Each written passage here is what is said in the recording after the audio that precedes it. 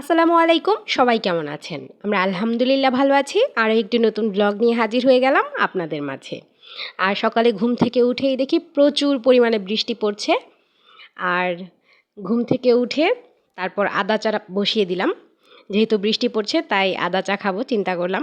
আর অনেক বৃষ্টি হচ্ছে, বেশ অনেকক্ষণ যাবৎ ১-১.৫ ঘন্টার মতো বৃষ্টি হয়েছে। আর হ্যাঁ, যারা আমার চ্যানেলটায় নতুন তারা প্লিজ চ্যানেলটা সাবস্ক্রাইব করে দিবেন আর ভিডিওটি ভালো লেগে থাকলে অবশ্যই একটি লাইক দিয়ে যাবেন।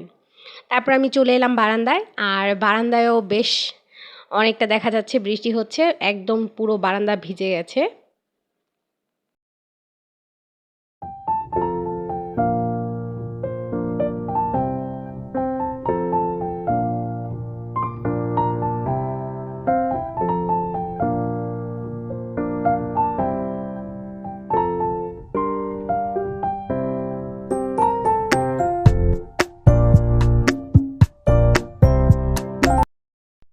আর আদা চা রান্না করে আমি নিয়ে আসলাম বারান্দায়, বৃষ্টি দেখছিলাম আর আদা চা খাচ্ছিলাম। খুবই ভালো লাগছিল। সকালবেলা আমি আর নাস্তা করিনি, নাস্তা না করেই চা খেয়ে নিচ্ছি।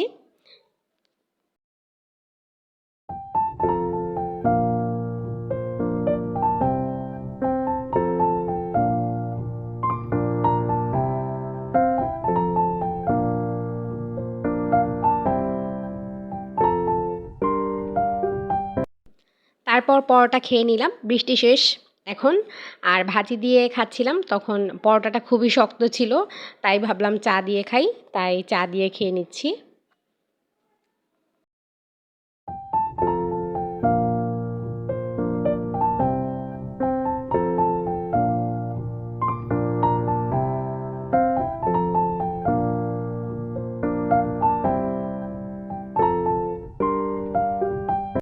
আর আম্মু তো পরশুদিন আম জাগ দিয়ে রেখেছিল, আর আজকে আমটা বাগার দেওয়া হবে, আমের আচারটা।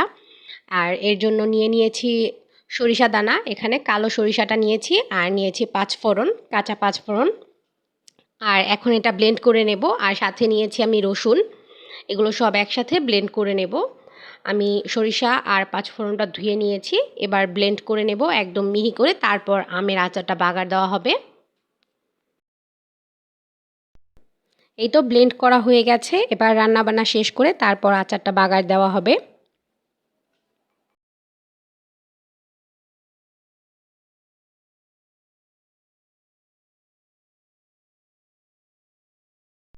আর এখন ঢ্যাঁড়স ভাজি করে নিচ্ছি। আজকে ঢ্যাঁড়স ভাজি করব, আর রান্না করব পুঁই শাক। পুঁই শাকটা ইলিশ মাছ দিয়ে রান্না করা হবে, আর ইলিশ মাছটা কাটতে হবে। ইলিশ মাছটা আমি বের করে রেখেছি, পানিতে ভিজিয়ে রেখেছি। তারপর ভাজিটা হয়ে যাওয়ার পর আমি ইলিশ মাছটা কেটে রেখেছি, এই যে ইলিশ মাছটা কাটা হয়ে গেছে, ধুয়ে তারপর রেখে দিয়েছি। আর এদিকে ভাজিটাও রান্না করা হয়ে গেছে।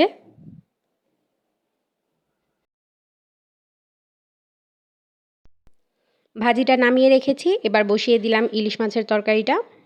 আর পেঁয়াজ ভেজে নিচ্ছি প্রথমে, তারপর পেঁয়াজটা ভাজা হয়ে গেলে মশলা দিয়ে দেব।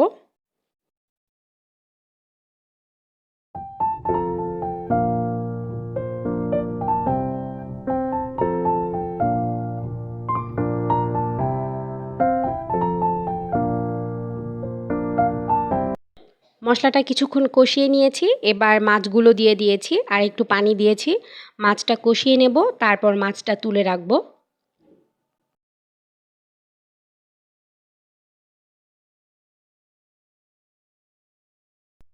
আর আম তো এই বালতিতে জাগ দিয়ে রেখেছিল আম্মু। আর এখন বেশ অনেকটাই পানি ছেড়েছে আম। এবার তুলে নিচ্ছে, তুলে একটা ঝাঁঝরির মধ্যে ঝরা দিয়ে রাখবে, তারপর বাগার দিয়ে নেবে। এটা আর রোদ দেওয়ার প্রয়োজন নেই। আর এই পানিগুলোও ফেলে দেওয়া হবে, এই পানিগুলোর আর কোনো কাজ নেই।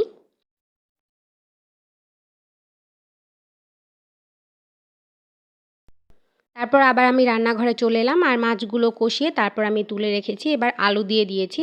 আলুটা কিছুক্ষণ কষিয়ে তারপর আমি এর মধ্যে শাকগুলো দিয়ে দেব। আর এই যে মাছগুলো আমি তুলে রেখেছি।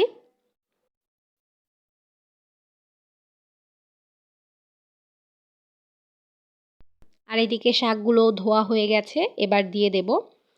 আলুটা কষানো হয়ে গেছে। এখন এর মধ্যে শাকগুলো দিয়ে দেব আর হাই হিটে রান্না করে নেব।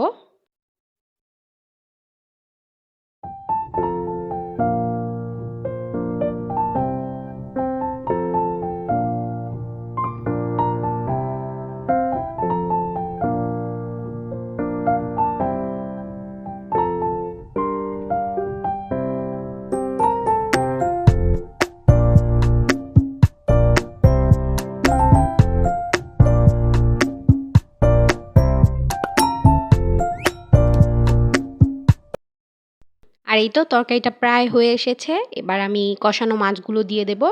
দিয়ে সামান্য একটু পানি দেব। বেশ অনেকটাই পানি উঠে এসেছে। তারপর নামিয়ে ফেলবো হয়ে এলে।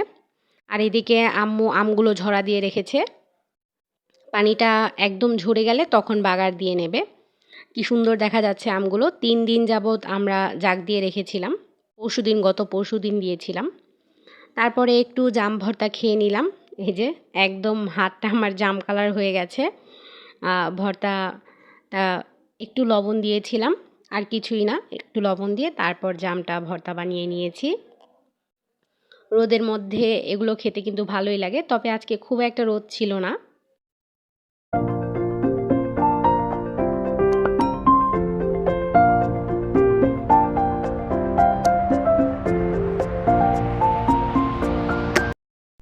আর এখন আম্মু আচারটা বাগার দিয়ে নেবে। এদিকে সরিষার তেল খুব ভালোভাবে গরম করে নিয়েছে।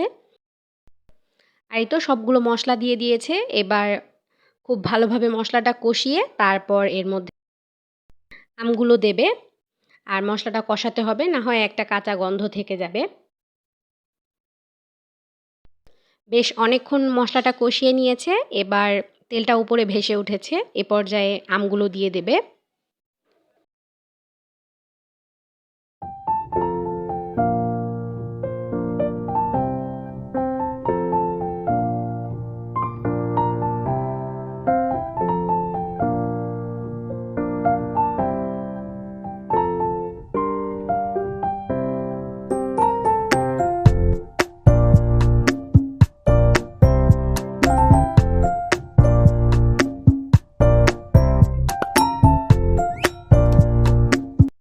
এবার আচারটার মধ্যে তেল, চিনি আর সাদা সিরকা দেওয়া হবে। দিয়ে বেশ কিছুক্ষণ জাল করে তারপর নামিয়ে রাখবো। তারপর ২-১ বার গরম করে কাচের একটা পাত্রে রেখে দিলেই বছর ভরে খাওয়া যাবে। এই আচারটা কোনো রোদ দেওয়ার প্রয়োজন হয় না। রোদ দেওয়ার ঝামেলা ছাড়াই এই আচারটা তৈরি করা যায়। আর এই আচারের ফুল রেসিপিটা আমার চ্যানেলে দেওয়া আছে। ওইটা চাইলে দেখে নিতে পারেন আপনারা। আর টক ঝালটা আপনারা আপনাদের পরিমাণ মতো দিতে পারেন চাইলে। আমরা এই আচারটা একটু টক ঝাল মিষ্টি খেতেই পছন্দ করি।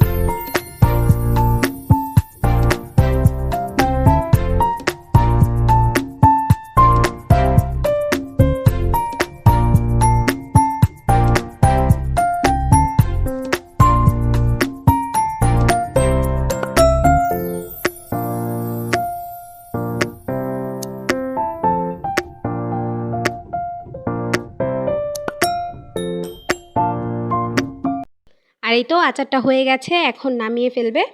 আর আমি এখন ভাত খেয়ে নেব দুপুরের। আর এই তো ফ্রেশ-ট্রেশ হয়ে চলে এলাম দুপুরের ভাতটা খাওয়ার জন্য। আর ১ম এ ঢেঁড়স ভাজি নিয়ে নিয়েছি।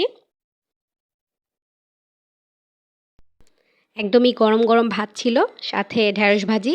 খেতে খুব ভালো লেগেছে। তারপরে আমি তরকারিটা নিয়ে নিয়েছিলাম। ভাজি দিয়ে ভাত খাওয়া শেষ করে।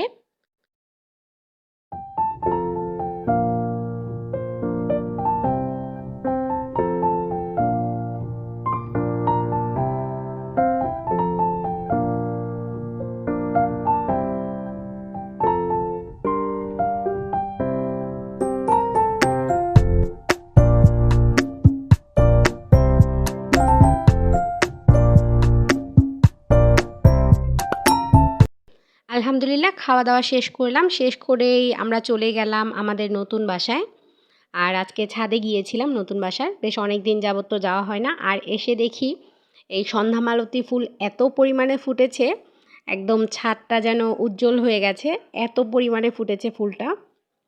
বেশ অনেকগুলো ফুল ফুটেছিল। আর খুব সুন্দর স্মেল আসছিল।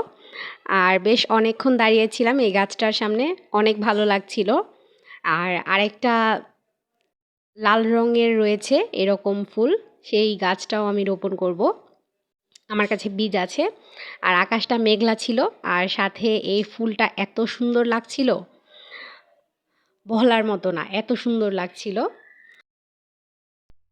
আর আজকে যেহেতু বৃষ্টি হয়েছে, তাই সবগুলো গাছে এত সুন্দরভাবে ফুল ফুটেছে।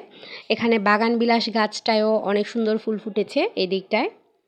যে বাগানবিলাসে সবগুলো ডালেই কিন্তু ফুল এসেছে। আর এইটা আমার কাটিং করা গাছটা, মেন গাছটাও আছে, আর এটা কাটিং থেকে তৈরি করেছি।